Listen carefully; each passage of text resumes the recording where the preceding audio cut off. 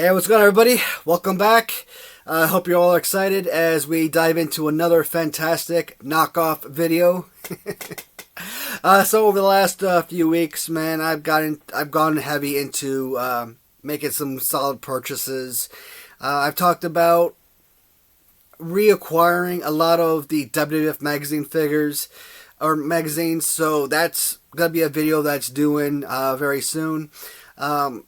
I got a lot of KO figures, a lot of your upscale or 2-up figures, and I wanted to make some videos surrounding like LJN, Hasbro, Galoob, but because I don't have the Hasbro talking figures, I'm probably gonna wait to make that video until a later date. That could be a month from now, that could be a year, I don't know. Talking Hasbro figures are like crazy expensive, so we'll cross that bridge when the time comes. But today, I did want to at least show off some of the new pickups, and obviously reflect on the KO figures. At least I hope they're KO. The first one we're gonna look at, and this is the one I've been most excited to talk about, and it is upscale. I think this is more than a 2-up. I think this is like a 3-up of the Ultimate Warrior.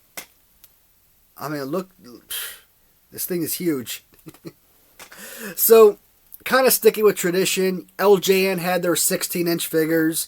WCW Galoob had their 14-inch figures. And WF Hasbro, with the talking figures, Hulk Hogan and Ultimate Warrior, I want to say they were 10 inches, but I could be wrong. They could be 12. This one, I believe, is a 12-inch figure. And when you look at the figure, the face and head, and then look at the hands, right? The closed fist and then the open hand. This is identical from the waist up to a Series 1 Hasbro Ultimate Warrior. So, based on that comparison, I thought that maybe this actually was a Hasbro figure. Now, I think I've only come across this figure once or twice, either in photos or maybe online, and I could have sworn it was a Mexican company that created this KO figure. And I tried doing some quick research before I came down here, but I really couldn't. Nothing I typed in was working. I couldn't come across this figure anywhere, so I don't know if it's original to a mainstream company. Toy company like Hasbro and Toy Biz and Bandai, things like that, or if it's just some random company like Sun Gold that comes up with a lot of these knockoff figures, but not really your high level mainstream toy company. I just think this one was really solid, and I was super excited to get this one in. I just couldn't wait to make a video, get this one done. So it's been several days. I'm so glad I was able to finally talk about this just a little bit. Absolutely amazing. I mean, we all know that when you look at these figures, even as kids, I don't think anybody could have ever actually used this as a playable wrestling action figure. You could have, you only get like 2 of these figures at a time, right? LJN had 2 figures with Roddy Piper and Hulk Hogan. Galoob had 4 figures with Sting and Sid Vicious, Lex Luger, and Ric Flair. And then, of course, Hasbro with the Hogan and Warrior. So, you don't really get the opportunity to actually use these. Because how often are you going to actually buy 2 figures of this particular item, right? So, kind of sticking with that type of figure. This one I was actually kind of disappointed with. Reason being, I actually thought it was the same figure, but it's not. And we do have the Hulk Hogan.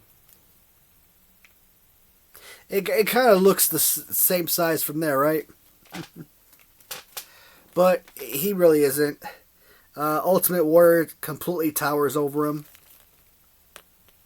So Ultimate Warrior's got to be a good 12 inches, so I figure that Hulk Hogan is probably a 10-inch figure.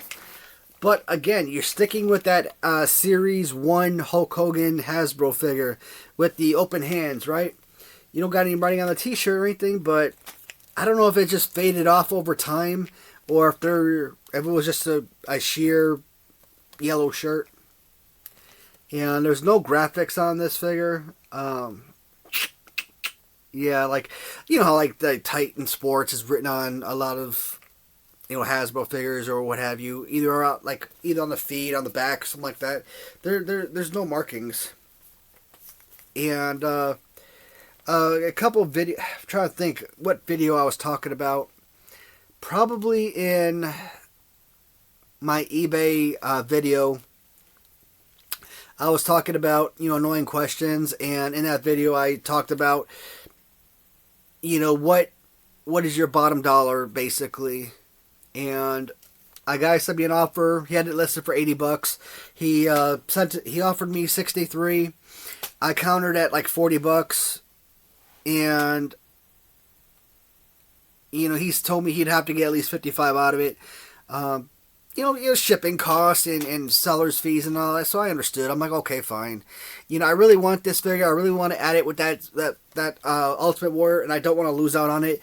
I'll go ahead. I'll offer you 60. I'll come up. Yeah,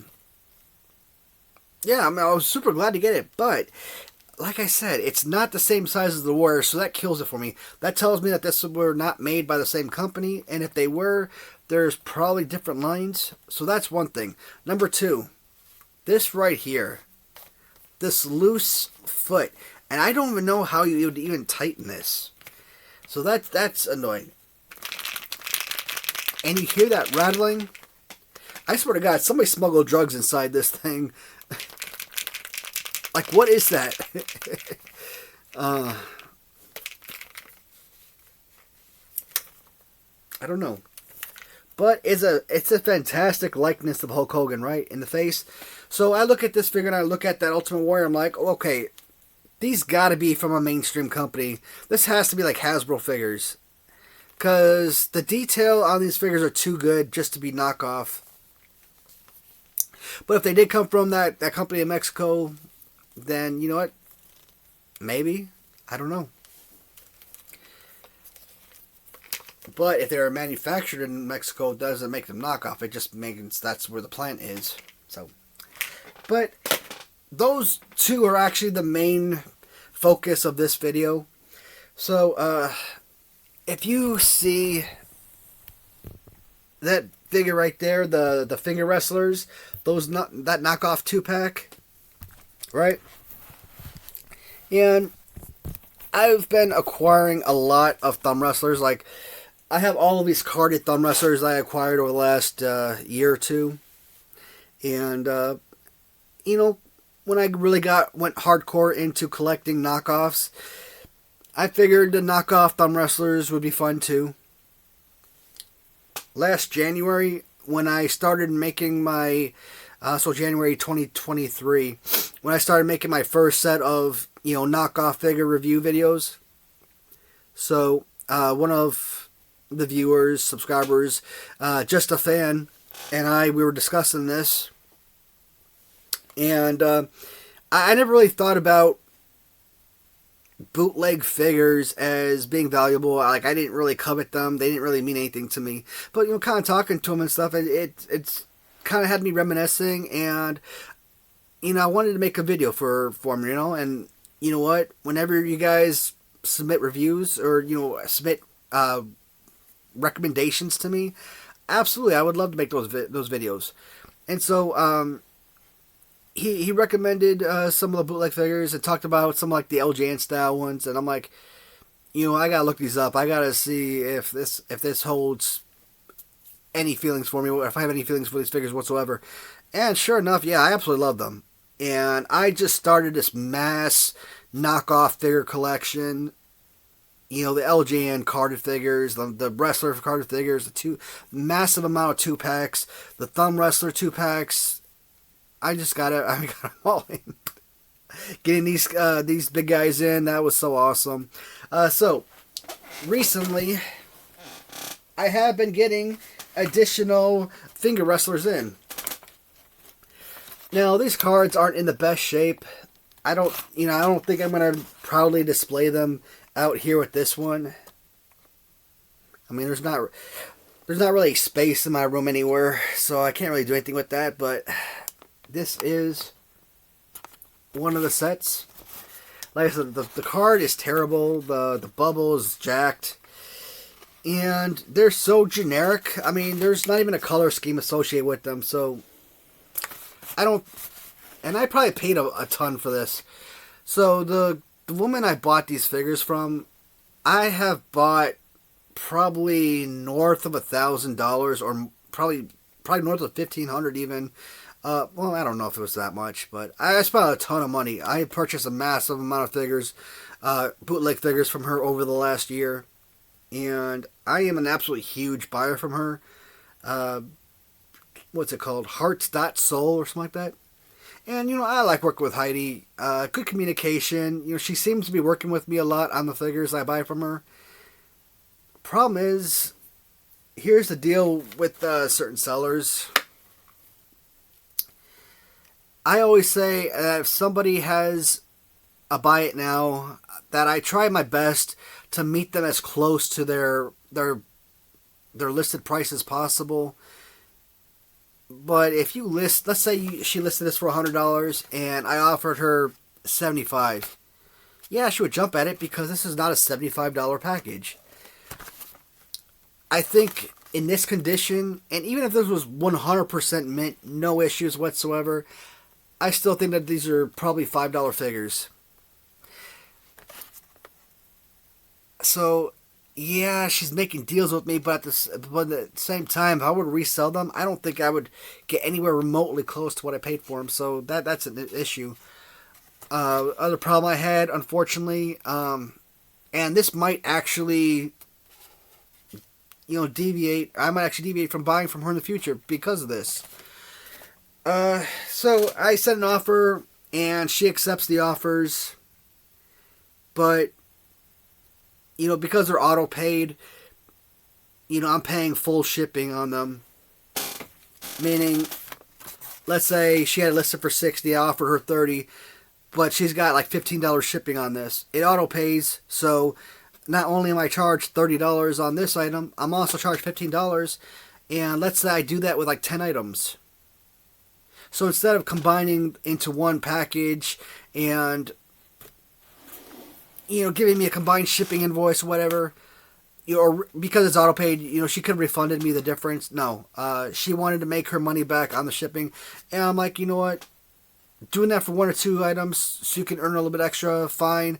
But I literally set like 10 offers in, and I probably paid like $300 in shipping, and I probably paid like $100, $200 in purchase price. So, yeah, if I don't buy from her again, she lost a great customer. Sorry, Heidi, but none of these are worth what I paid for them. But I want the figures, and I want to be able to discuss them with you guys, and, you know, add them to build onto the collection. So, do I regret it? I wouldn't say regret. Like I said, I feel disappointed more than anything else. These two finger wrestlers that we're going to see, I mean, they're all generic. Nothing really, like, super flashy about them. At least with those figures, you can look at it and say, hey, this is Hulk Hogan, or this is Rick Rude, or Hulk Hogan and maybe Macho Man. I don't know. I thought Macho Man, but when I first looked at it, the second time, I kind of feel like it could be a Rick Rude figure. But these, like, weird alien color scheme figures, I don't know. Plus, the card is, like, completely destroyed, so nothing special about this. I mean, it's not even going to go in my display here. I'll probably put it in the storage room, and it'll just go on a shelf like this, and I'll never see it again. So if I ever want to see this figure again, I'm basically going to watch it on my YouTube video.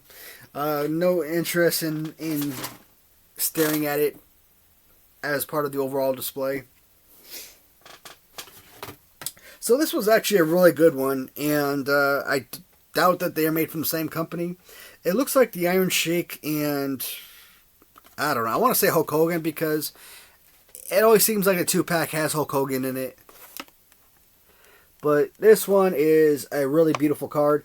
I mean, it's got creases and dents. That's not what I'm talking about. The graphics are good, and I really like the figures themselves. So, for generic pieces, yeah, they look good for generic. So for the longest time, pretty much my entire life, up until I started collecting about 2.5 years ago, I always said I hated the thumb wrestlers. I thought they were the most ugliest figures ever displayed. Why anybody would think that these were good playable figures, I don't understand. And then, you know, obviously you watch channels, you start collecting, and certain things start meaning more to you. The Remcos have actually become some of my favorite figures ever. The thumb wrestlers, even though I wouldn't say one of my top 5, maybe not even my top 10 favorite figures, I've become to appreciate them. But I've appreciated the LJN WWF wrestlers with a generic kind, because they are, you know, knockoffs of the original. There's some value there, but like when I had them as a kid, I would hold them and actually wrestle them like that. I wouldn't put them on my thumb, and no. That big hole in the back makes no sense. The fact that they're all playable fighting poses and everything, that's always really beneficial. So this was a good one. I like this one. I think from this set, this one might be my favorite.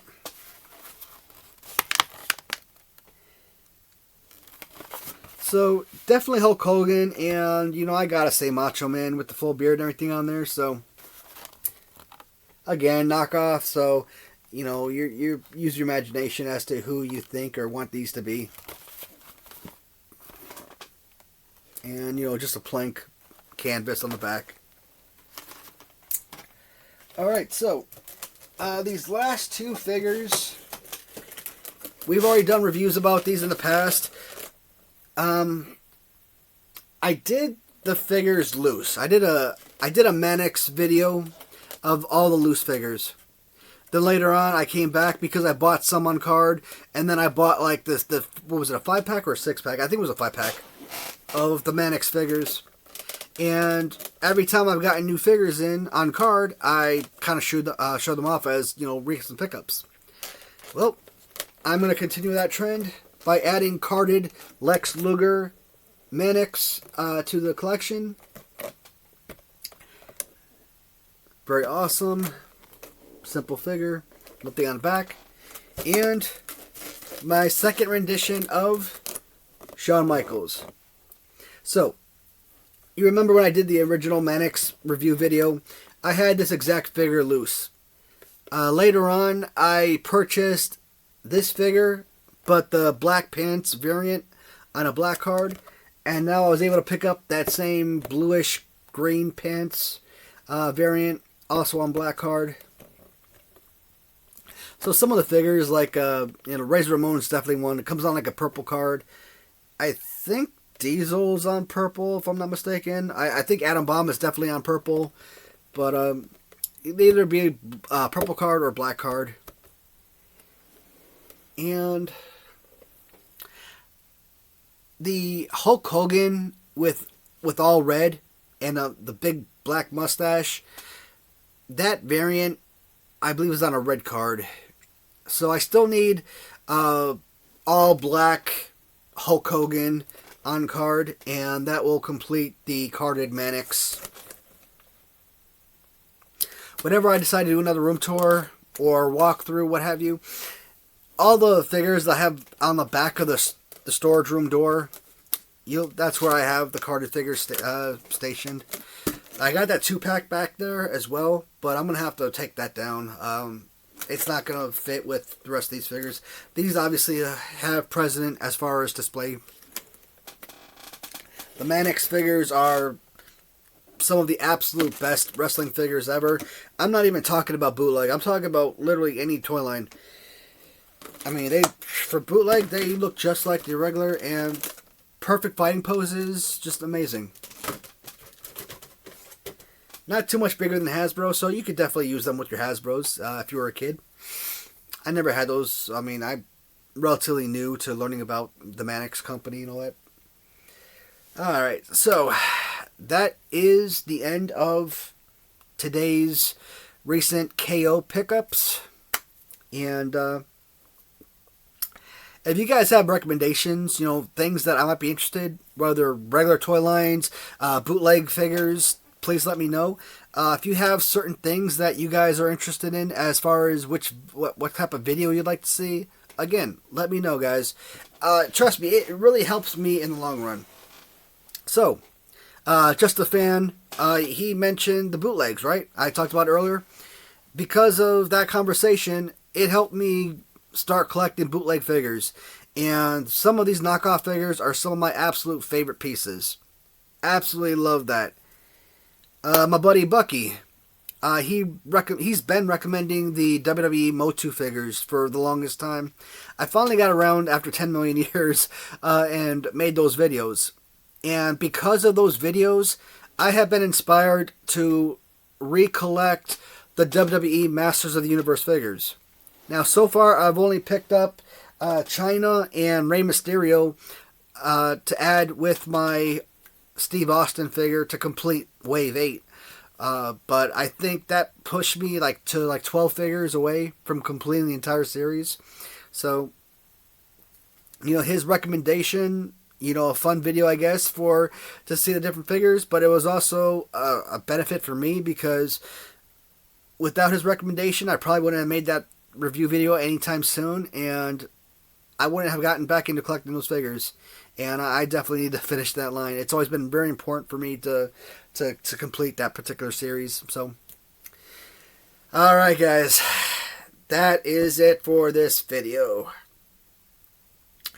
I've made 4 videos today, and I'm exhausted. Now, by the time I post these videos, different shirts, different locations around the room, so you probably won't know the difference. That's fine. But yeah, today I did make 4 videos, and it's probably going to be posted over different days. Not necessarily in order, but we'll see what happens. Alright. So by the time this video is posted, I should be counting down to the last video of my favorite manager LJN tournament. And after that, we're going to dive into 32 figures of my least favorite LJN tournament. After that, I don't know. I still want to continue on with the tournaments. Obviously, I want that to be like an ongoing theme. But I got to find a new topic to make a tournament about. Something that you guys are actually going to enjoy. I don't want to just come up with some random topic. Who has my favorite hair tournament? Actually, that might actually be a fun video, but that's like one single video. That's not a tournament topic. Alright, I'm going to shut up, guys. I'm sorry. I like to talk at the end. Thank you so much for watching, everybody. I always appreciate it, and I will talk to you in the comments. See you in the next video. Goodbye, everyone.